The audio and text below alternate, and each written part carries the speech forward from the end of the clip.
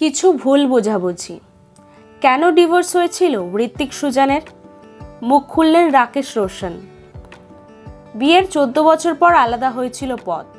ঋত্বিক ও সুজানের ডিভোর্সের কারণ জানতে সকলেরই আগ্রহ তুঙ্গে। এবার ছেলের বিচ্ছেদ নিয়ে মুখ খুললেন রাকেশ রোশন। ঋত্বিকের ছেলেবেলার নানার মজার মুহূর্ত থেকে শুরু করে শুটিংয়ের ভয়ঙ্কর অভিজ্ঞতা, বহুবার বেশ কিছু ঘটনা শেয়ার করেছেন রাকেশ রোশন।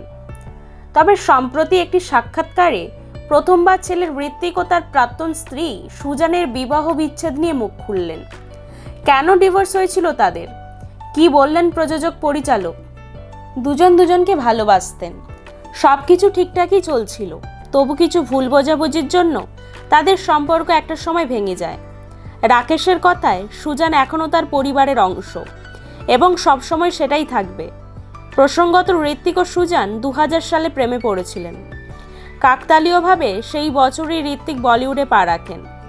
সেই সময়ের সঙ্গে সঙ্গে দুজনের মধ্যে মত পার্থক্য বাড়তে থাকে। 2014 সালের নভেম্বরে তাদের বিবাহ বিচ্ছেদ হয়।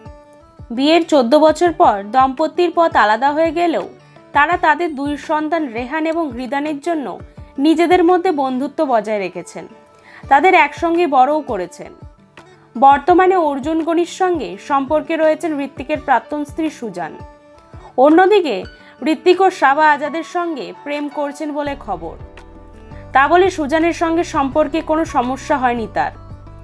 2 ছেলেকে সঙ্গে নিয়ে তারা একসঙ্গে সময়ও কাটান। রেস্তোরাঁর নৈশভোজ থেকে শুরু করে বিদেশে ঘুরতে যাওয়া, সোশ্যাল মিডিয়ায় দেখা গিয়েছে এমন নানা মুহূর্ত।